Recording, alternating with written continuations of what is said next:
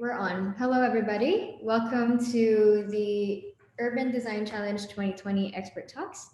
As you can see, this is not our usual speaker setting. I just wanted to, first, before I introduce our speaker, I'd like to just remind everybody that this challenge invites all creatives across different industries, sectors in Cambodia who are interested in participating and providing a solution to the waste problem that we have, starting with a humble public waste bin.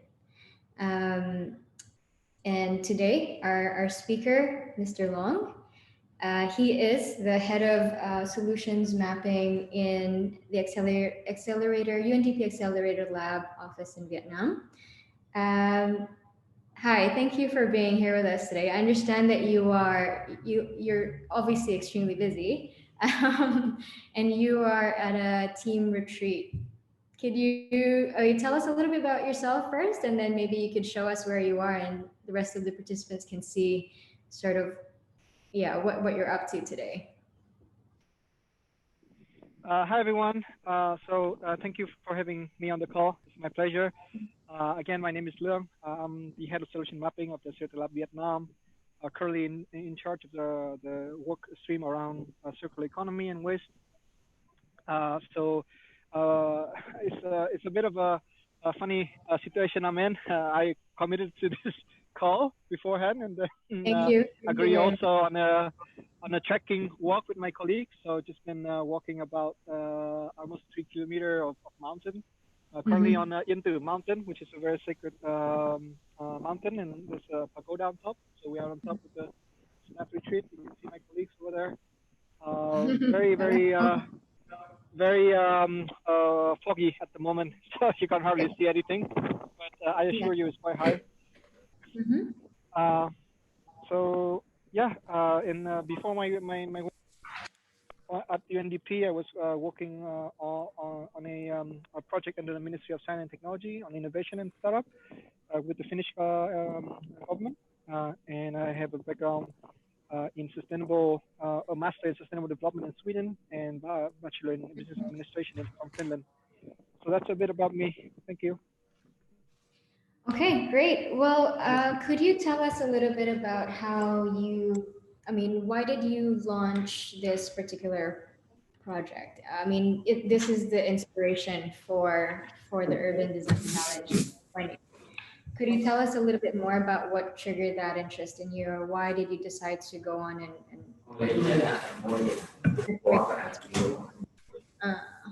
I'm just going to mute. There we go. Okay, done. Oh, sorry, Luong, you're also on mute. Oh, okay, yes. great. So, can you hear? Oh, yes. Nice. So we started the work around bin design maybe a bit over a year ago when we just started. So our initial inspiration was because of partially because of the government request. They wanted to, when we first came to Da Nang City, which our country office was trying to build a relationship with, and they kind of sent us a brand new Astral Lab team to pioneer the way. One of the pressing issues in Da Nang City was around environment and waste. So the government asked us to do something with it. And one of the first things we did was to conduct a lean experiment around how to help the local residents sort waste better, because they were trying to come up with a plan to sort waste residentially, and they just didn't know how to quite do it, so they asked us to figure out something out. So that's kind of the initial kick, and we had about a few months to do it as part of our 100 days challenge as well. Top that with our camp pressure. But we managed to do the experiment in about a month, with some with a one and a half month of planning before that, but it's very doable in a month. Okay, very good. And today you actually have a presentation on the challenge or on your experiment that you'd like to share with us. So we're gonna, if you want to talk us through just your process as well in more detail, I will share that now on the screen. So I'll stop my video first. And share screen. And here we go. Great. Can everybody? Sorry.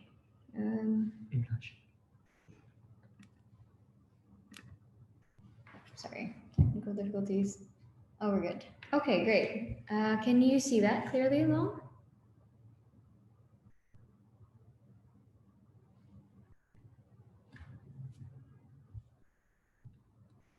You check it Mm. He on mute. He on mute. Oh, you're on mute at the moment. Can you see that clearly? Oh, sorry. I was on mute. I was talking to myself for a while. Okay, great. So can you hear me well? I just said that my earbud ran out of battery, so I am on regular phone call. Can you hear? Yeah, there's a bit of noise. I think. Or Yeah, so wind. it's a win. Okay, Bit windy where I'm at. Okay, how is it now? Better. It's better. Okay, good. So I'll just walk quickly through this, and you can sort of dig more later. But pretty much all of the important informations around the experiment, it's in the presentation. So I'll quickly walk through. Can you go to the next slide? So this is a bit of an overview of how we start with defining the problem space, and then doing some solution mapping. It's a bit of wind. It's quite loud. Sorry, it's a bit windy. It's still a little bit windy. Are you able to find a place less windy? I know that's difficult. That's a huge task right now. Yeah, maybe we can try. Let me try. Okay. Okay, that's better. I can hear you. How is it now? Better. Okay, good. Okay, great. Thank you. So, so this is a bit of a overview of the sorry, I'll maybe switch. Okay, there's a very nice quiet place here. I can do the call. No worries. Take your time. Yep. Anything for better audio? Yeah. Okay. Great. So much better. Thank you. Okay. So can you go to the next slide? Yes. Yeah. There we go. Yeah, so just a bit of an introduction. We started last year, and we've been working with the Da Nang City and the Department of Natural Resources and Environment to try to tackle the waste pollution issues in the third largest city in Vietnam. Next. I'm sorry. Next, please. Next. So I'm going to fly through some of this. This is just setting the scene for the sort of waste problem and what's happening when we first start doing some desk research. In general, poor solid waste management is a huge issue in big city in Vietnam, and I'm sure in many of the regional city as well. We have a big presence of informal waste sector, but they're not really well captured in the formal processes. And also the government really struggle to implement a waste sorting program at the household level. Next, please. So just to give some numbers, to give you an idea, about 1,100 tons is generated every day in Da Nang around waste. So it's a huge touristic city. It's been developing very rapidly economically, but together with it also the increase of waste, a lot of waste, and it is expected to have a 10% annual increase. Most of the waste go to the landfill, 90% of it to be exact, and a lot of them are organic and mixed waste, which make it very hard to process and to put in the landfill. A lot of pollution and leakages go out of it. And the city has a target of reaching 15% recyclable rate until 2025, and was something that we were asked to support with. Next, please. So we first started to do a sort of a system mapping, understanding the bigger picture. Where does the waste stream go? From there, really understand where we should tackle our intervention. So waste is generated at the household level, and then it is more or less divided into three streams. One, it is collected by the environmental company, which goes to the landfill. Secondly, it's collected by the informal waste pickers or sector. It is sold and then go to the recycling industry to do other things. And last, if it's not captured, then it becomes basically an environmental pollution, which is what we want to avoid at all costs. Next. Right.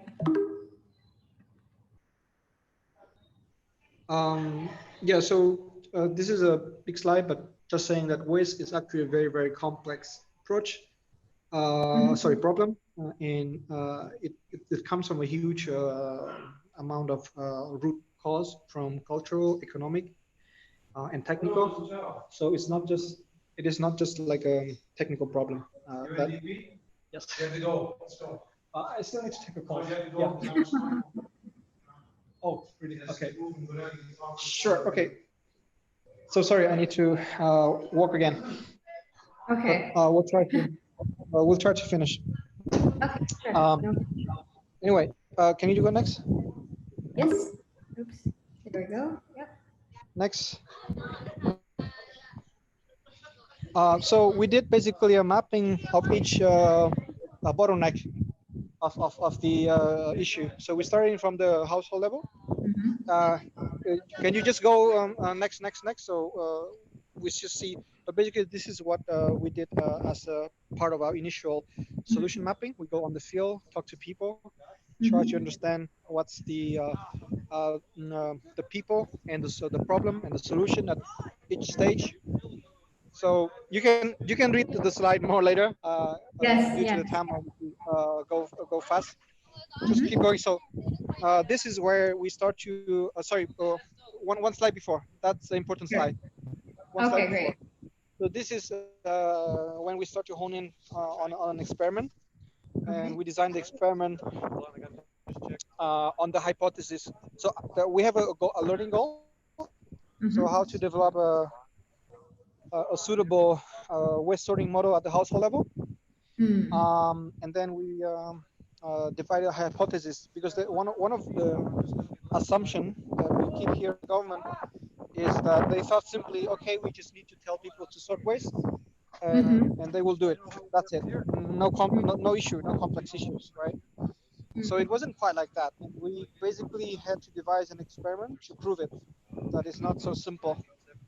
So we divided the experiment into three stages because we needed a comparison stage. So the first stage is like the baseline. Okay.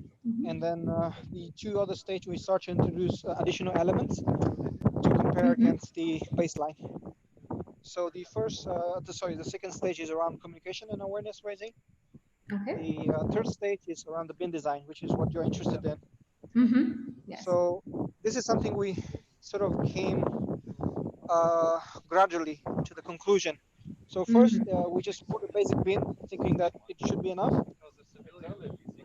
But it wasn't, because people were, even though they were, so in the beginning when we put on the waste bin, people didn't even interact with it. They didn't like it. So people were not using the waste bin. Right, yeah. And then we thought, okay, so maybe they need to be told and educated, right? So we did the communication campaign.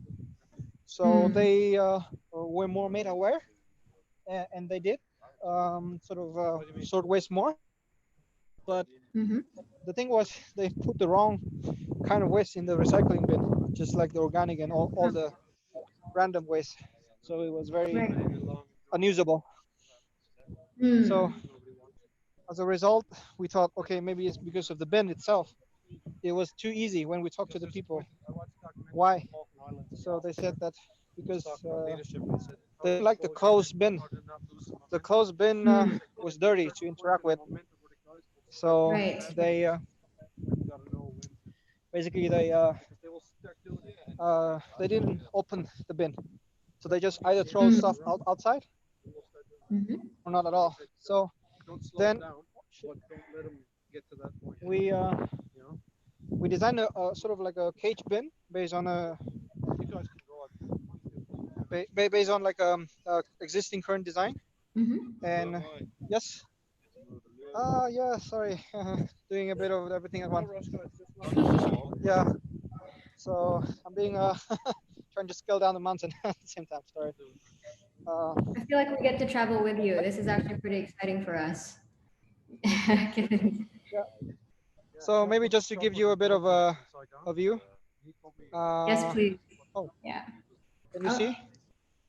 No, there's something blocking the camera. Oh, there we go. Cool. Okay, Sorry, you can see. where's my hand? Oh, So I'm trying okay. to do live stream. Trying to at the same time. Okay, so bear with me. Okay, please Okay. don't Anyway, take a misstep. It looks kind of high. You're in a high place. sorry. I'll just blame it on you. Anyway, so Okay, we can't see anything now. It's your hand again. yeah, I'll just put it off. So that's Okay. distraction. No problem. Sure. Anyway, so So you were point is telling us about sorry, go on. we were doing the bin design, and we wanted like a bin that would encourage people to sort waste correctly, and by sort of basically making the bin visible, transparent. So Right. kind of using this simple cage design, which is like made by metal, a local metal shop, easy. Okay. And we compartmentalize it into different compartments. So it's separate paper, it's separate metal, it's separate plastic. So people were seeing what's inside. So then we were just watching and observing for a week from 6 a.m. to 9 p.m. We had somebody to observe the bin and just note down, not sort of interacting with the resident at all, just observe and note down what's happening and the behavior when interacting with the bin.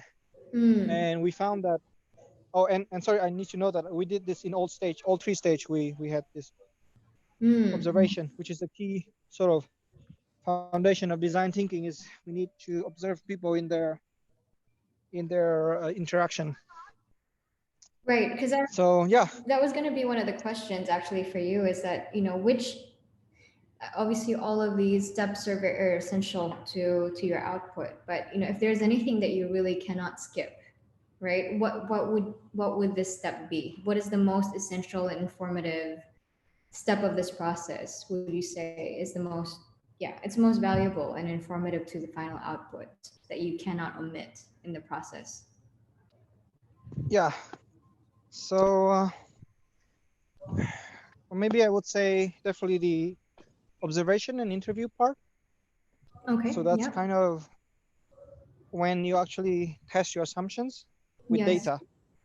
So in our daily life, and especially when you work with government counterpart, they just love to jump to conclusion because they either don't have time or they just don't care enough. So it is our job to sort of bring more evidence to them and saying like, look, this is a better way of doing, and we have to show for, right? And you can do that by interacting and doing sort of a bit of their job actually. Go and talk to people, interview. Sometimes, I mean, if they have proper management, they will also do that. But most of the time in our country, they tend to do not have enough resource or expertise to do this kind of research properly. So yeah, you just need to test out the assumption before they will roll out like a big investment based on like a few flimsy assumption on what would work, and give like something that would be more sustainable to scale. Because in the beginning they were also thinking just to give like the basic bin as you see on the left, and yeah, basically people were not doing it. So this is something that we can prove that we save the public investment money. Yeah, so it's important to go and talk to people and collect data to prove that.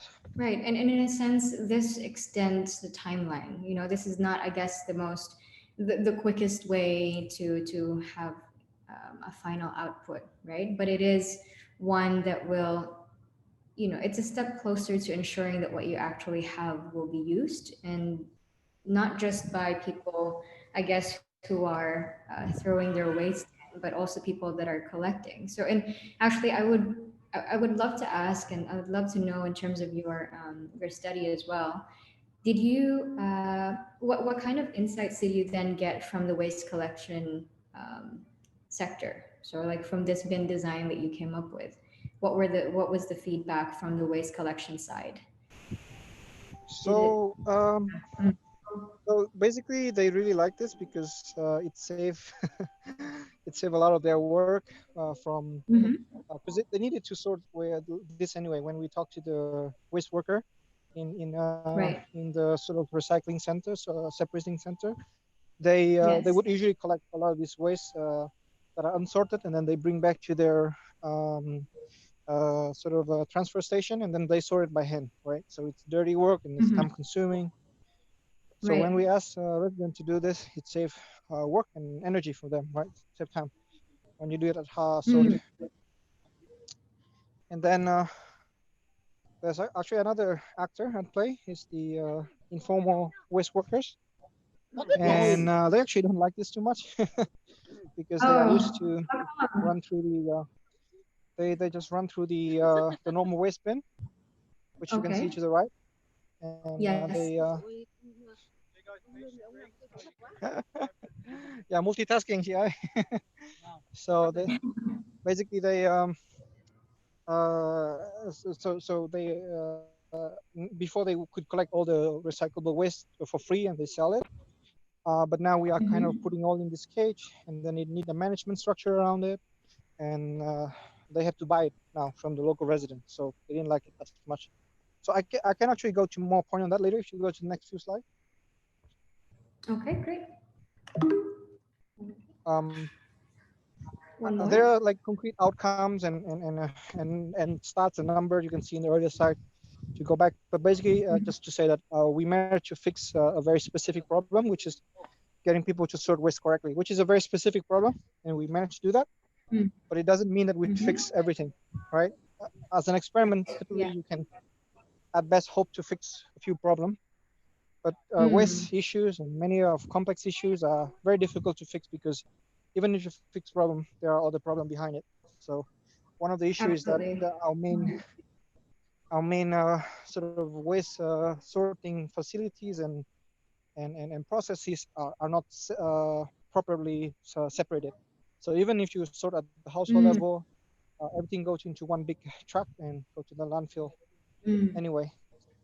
It's kind of demotivating Right. to And people. I mean, yeah, I mean, it's also the reason why it's important for people because we've sort of done these similar studies in different settings, different contexts before. But the question is always that what is the point of separating in the first place when everything is going to be sort of put together and put back in the landfill? So it's understanding really the waste streams that exist, the journey of each type of waste, what is useful for the informal pickers, right? I think those are the things that we will also be exploring further in this challenge and making sure that the participants are aware of, again, the existing waste streams and the journey of each of types of waste and what is useful separation in this Yeah, in this current setting, right? With the current systems that we have. exactly. So you can see some of the key sort of insight from this slide, but I'll just go right next. But basically, the point is that it is a whole stream, and you can't expect it to fix the whole thing by fixing one problem, one point solution. So as we call Okay. recently, we need to move from single point solution into a portfolio, and this is a reason. Anyway, so just sharing one aftermath of why also validating why that is important is because yeah, we conduct the experiment, we were successful, but look at what happened right after 1 month. Can you guess what happened? Anybody? Yeah, people. Anyone from the participants? Kind of showing it already on the screen, unfortunately. We're a bit ahead of that. Yeah, you can just say. Take a guess. Yeah, so it looks like it broke down. It was full. It wasn't collected on time, and so it wasn't able to contain all the garbage. And it looks like it had some physical implications on the garbage on the waste bin itself, right? Couldn't really handle the amount of waste. No, it's not just that. So was it the youth as well? after a month, the sort of the local woman union who was supposed to take over and handle the collection and selling of the waste, but she got a job rotation, and the new person didn't take care of it. So basically, nobody took care of the bin, and all of the waste started accumulating, sitting there for nothing. So the informal waste workers saw that, and they were understandably annoyed, and they broke the bin to get what was inside. So you can see here an instant of the informal sector interacting with the system that we have set. And this is something that we didn't I mean, we did take into consideration in the beginning that we wanted to lock the bin. We made a secure design to make sure that the waste picker couldn't easily take what's inside. But at the end of the day, it's a management issue. If nobody's going to take care of it, sooner or later somebody's going to break into it. Right. So,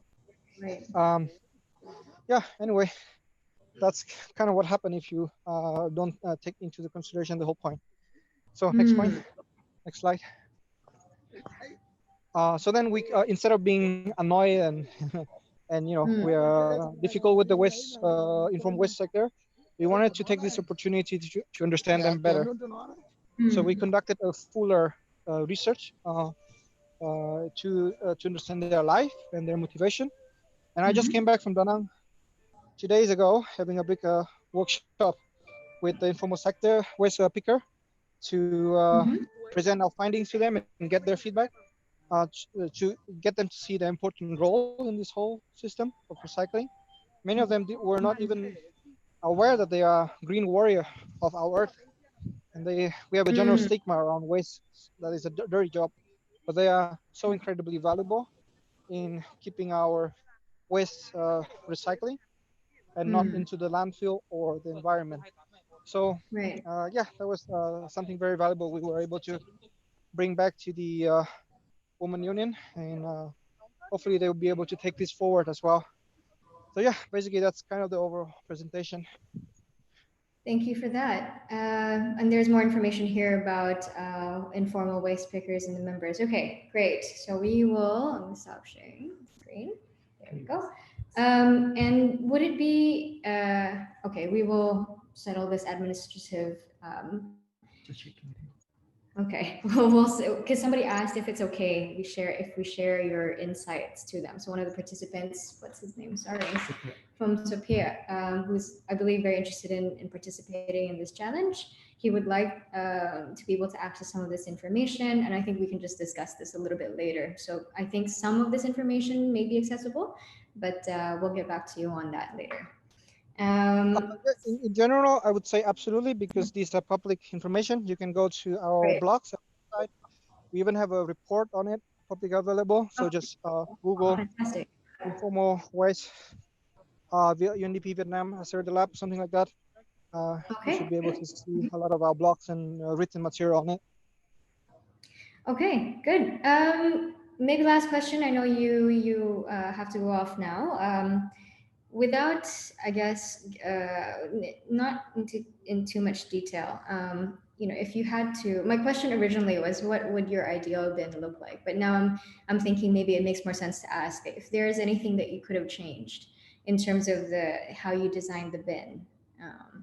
What would you have done differently in this whole process or in the design specifically?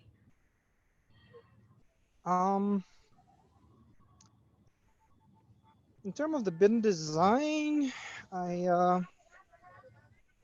think maybe not too much differently, because I mean, it of course depends very much on the locality of who is your targeted user that gonna use the bin. So this is just a residential area, so they were not too picky about the design of the bin. But maybe if you put into a university campus or somewhere with young population, you might want to make it more nicer looking. So yeah, kind of up to you, and there's a lot of room for innovating around it. But I think maybe more importantly is the management process behind the bin. So the bin is just a physical structure, but to make it really sustainable, it is about the people who use it and maintain it. So you want to put your energy into making sure that there's some sort of handover process, or making sure keeping up with that. Right. Okay. Well, I think we can end it at that. Thank you very much, Luong, for joining us today. We have, I think, one more question.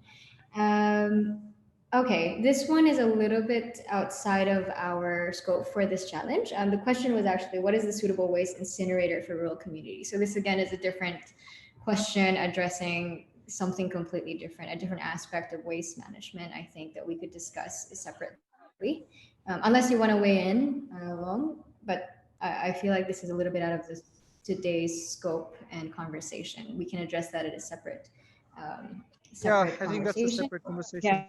Yeah, definitely. So if anybody has, we'll let you go now, but if anybody has any questions for Long related to the experiment that was done at the Accelerator Lab in Vietnam, please feel free to reach out to us, drop it in one of the chats, or go to the UNDP Cambodia Facebook page and comment on one of those posts. Thank you again for your time today. Have an amazing retreat, or enjoy the rest of your retreat unbothered, hopefully.